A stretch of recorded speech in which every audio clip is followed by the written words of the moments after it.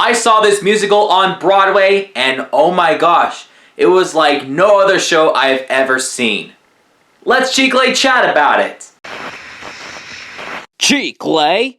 Welcome to Chicle Chat, it's your boy Chicle, and we are back at it again with another Broadway review video. And in today's video, we're going to be doing a review on Here Lies Love. So before we talk about this musical, be sure to subscribe to this channel, hit the notification bell, and let me know in the comments below, did you see this show on Broadway and what did you think about it?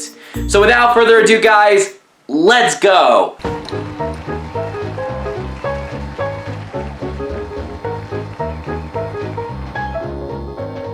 From Academy and Tony Award winner David Byrne and Grammy Award winner Fatboy Slim, Here Lies Love is a revolutionary new musical about a former Filipina First Lady Imelda Marcos' astonishing rise to power and subsequent fall at the hands of the Philippine Power Revolution. Developed and directed by Alex Timbers and choreographed by Annie B. Parson, Here Lies Love played a sold-out runs at the Public Theater, London's National Theater, and Seattle Rep. Now Broadway ticket buyers can experience this critically acclaimed show in two ways: seated or standing immersed with the action. This musical opened up on July 20th of 2023 and is still running at the Broadway Theater. The first thing I want to talk about with this show is the location itself, Broadway Theater, because they renovated the entire thing. Well, at least the orchestra. See, they removed the entire orchestra seating and they actually laid out a flat surface, and they also added some beams to make it like side so that there's floor side seating. Kind of like if you were at a basketball court and you're watching it from the sidelines. So you're pretty much looking at a complete dance floor because they're trying to make this theater look like a nightclub. And then of course they have some projectory behind for some video clips and for some screening. There's also the mezzanine and the balcony, which stays the exact same, but the difference is they added some platforms. There's one in the center that rotates 360, so you're getting an idea that if you're on the dance floor and you buy tickets, not only are you gonna be dancing along with the performers, you're also gonna be moving around while they're moving some handles, and there's gonna be some crews with like Jedi lightsabers that are gonna like direct you to like, hey, you gotta move this way, hey, you gotta go that way, hey, you gotta make a path for this character to go through, hey, move, move, move. It's a little distracting from a floor side view, but it's kind of interesting. Speaking of floor side, I decided to buy a General Rush ticket for 35 bucks at a floor side seating, and it's really great because you're elevated above the dance floor, and you can like literally look down, and you can see a dancers dancing underneath you. Okay, that was a weird way to say that, but you get what I mean. There are also like platforms that move in the middle of the stage and stuff, and then they also like extend extra platforms for dancers and performers to go on there. It's a very unique visual. But this renovation cost a lot of money. It was like an immersive design is actually kind of cool, but it was $20 million just to make that renovation. It's a historic theater. But thinking about it now, they could have done it at the Circle in the Square, which is like also a 360 POV. Okay. The second thing I want to talk about is the music. Because they renovated at least the orchestra part, they also had to take out the orchestra pit. And they also have a DJ booth at one of the corners on the floor side where Fatboy Slim was DJing. He was just doing his thing. He was the MC. He was one of the stars of the show. He got to narrate some things while he was actually mixing things up. So those are some things I wanted to bring that attention because it is completely different. You have a giant disco ball that comes to the center of the dance floor. You see a lot of people having so much fun. Where I was sitting on the floor side, they actually have like legit chairs. It's not seats that like fold down. They're actual chairs. And you can actually scoot forward and see everything and below. It's so cool. Okay, I'll get out of your face. I was getting in your personal space. I'm sorry. So like I mentioned earlier, this musical takes place in the Philippines around the 1960s, 70s, because that was during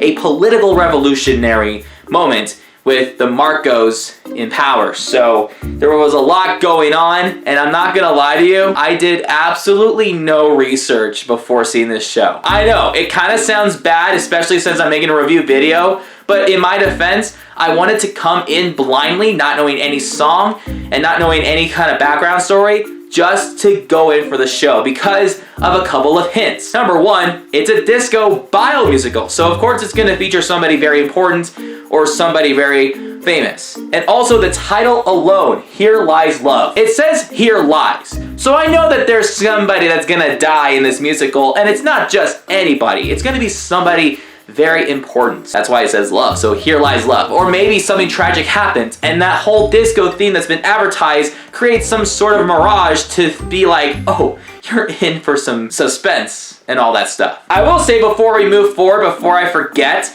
that this musical does contain some lighting that can be sensitive to some viewers, like strobe lights and all that. I mean, it's a disco, so like, you know, it's like a nightclub kind of thing. And also there's gonna be some loud noises, and just for those who are a little bit sensitive, there are gonna be some gun props and gun shots that are really loud, and you're not gonna expect it when it's gonna happen. So I just wanted to give you a fair warning before you decide to get a ticket or not. So now we got the general idea of what I witnessed, let's talk about the cast of the show. I just wanna note that before we talk about each cast member, every single cast member in this musical are all 100% Filipino because it's a Filipino musical. So if I pronounce some names incorrect, please do not burn me in the comments. I do apologize in advance. I'm going to try to pronunciate some of these characters and the actors' names as accurately as I possibly can. I actually try to look up videos and actually like do pronunciation to try to make sure I get them all correct. So I'm really trying, okay? Because I'm trying to be as respectful, you know? Ariel Jacobs plays Imelda Marcos. This is the main character of this musical. She starts off as a young little girl in the village, and then she grows up, she wins like a beauty pageant, she's known as like the most beautiful girl in the town, and then she goes off and she dates this senator. What was the character's name? His name is, Ninoy Aquino, who was played by Conrad Rigamora. They broke up because he wanted to date somebody who was shorter, because the reason why he broke up with her is because she was too tall. And then you have Marcos, played by Jose Yana, and he is the one who falls in love with Imelda. He takes her hand, wants to marry her, and then he tries to run for president of the Philippines. And it was like in the first half that like those two really love each other and having a great time and stuff. And then he just takes moments when he is on the screen and everything. Want to talk back about Conrad Mikamura, who is Ninoy Aquino. After that the two made it in the politics like as president and first lady and everything, Ninoy Aquino had a lot of disagreements about some of the things that they were doing politically, and it was making the people upset. So he was like leading some sort of revolution. And so at first it's like, oh, it's just jealousy because he broke up with her and regrets it. But no, it's for a political stand. And you could see that he has a lot of conflicts between himself and with Imelda during the entire musical. Estrella Cumbis, played by Melody Butiu. I'm so sorry. I am really sorry. I really tried. Anyway, she plays like the childhood friend of Imelda. She's like a caregiver for her. She like has known her for a very long time. She's been very supportive of her and anything. And then just kind of like left her behind and everything and just treated her poorly throughout the entire thing. So when Imelda just kind of like disowned her and stuff, she felt betrayed and all that stuff. So there she had some moments in the show where it's just very dramatic and very sad. And then of course, Lea Salonga. Of course, Lea Salonga is originally Mulan. She was the voice of the singing voice of Jasmine in Aladdin and stuff. She was Miss Saigon in the past. Fun fact, Miss Saigon played at the Broadway Theater, where she also debuted as Miss Saigon. So she plays Aurora Aquino. She only comes into the show for like around the last 15-20 minutes of the musical to sing a song called Don't Ask the Flowers. Did I get that one right? Give me a second, man. I should have used a ticket as a bookmark or something. It's something about flowers. Don't Ask the Flowers. That's what it should have been called, I think. Usually they have a list of songs on here. I'm not seeing it at all. Usually they do have it featured. Well, anyway, we have a song called Don't Ask the Flowers. That was a beautiful song. It was a great moment after something serious happens. I'm not going to spoil the plot, but obviously she comes in with black and a black umbrella. And again, she just only comes in for like the last bit of the show. And I actually got to see on the last day that she performed the show. So like that was actually pretty awesome, because as I'm recording this, she is no longer in the cast. She might come back here and there, but I could be completely wrong. But she was in this musical. And then I wanted to include this, but Fatboy Slim is the DJ. His real name is Moses something. Moses Villarama. Yeah, that's his real name, but Fatboy Slim does the music. He's like the MC, the narrator. He's somebody that like is the host with the most. And then he like gets out of all his bling and stuff at the very end of the musical and does share a message at the very end before the finale song, which again, not going to spoil, but like he included himself in the story in a way, and it was actually kind of interesting.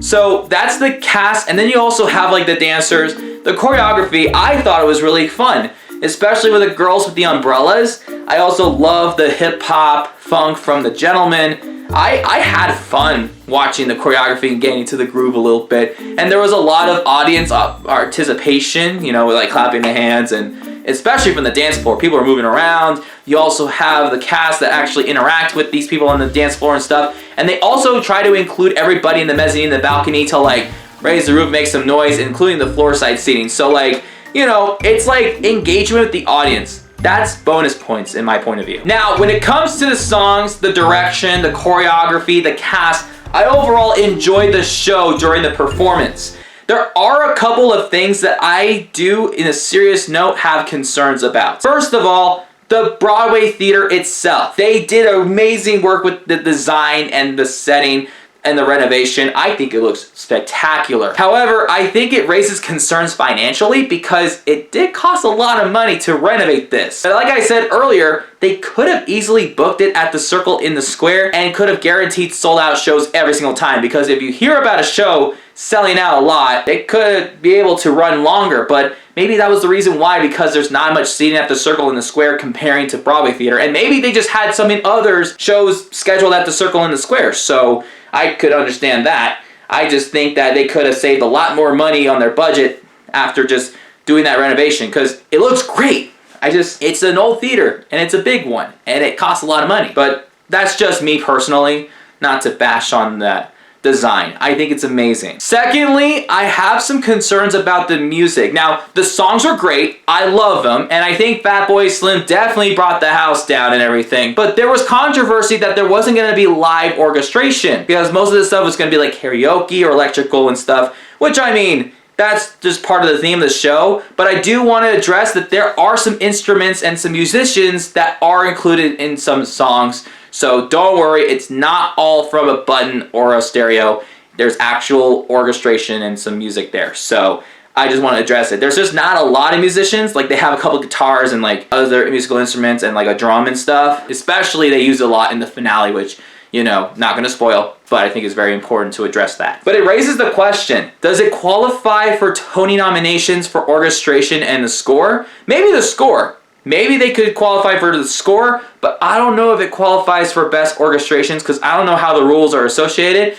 I'm not saying that it's not a bad thing that they're not going to be nominated or would be nominated or something like that, because if you think about it, Six the Musical, like, there was no leading lady. So, like, you didn't get a cast member from Six that got nominated for its year for Tonys, because all 6 women on stage were starring equally. But that's a different conversation. But I'm not saying that the music's bad. I'm just having some concerns about the Tony nominations. And I know it's too early because we have other shows that are going to come out in the fall and the spring. But I could see best score. But I'm very concerned about orchestration because the music is fun. I loved it.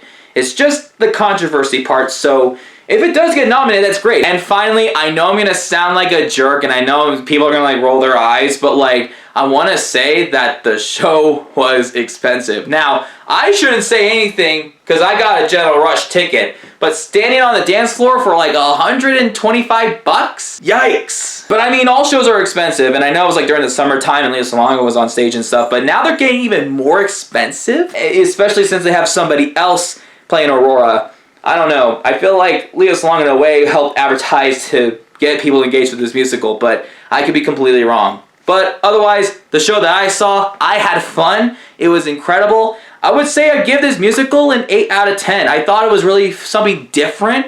You know, it was like a completely different point of view. I went to the Broadway theater a couple times before I left New York, and I saw some shows there. So coming into the Broadway theater to see this musical was like no other. Overall, I would say get your tickets to see this show if you want to open your mind about something that is untraditional, unexpected, and do something that I didn't do. Research this before you see this musical, because that was a mistake I made. But definitely go there if you want to have fun and you want to be in for a surprise or two, or, well, a lot of surprises. Well, anyway, that's all the time that we have. We will see you for another Broadway review next Friday. Peace out.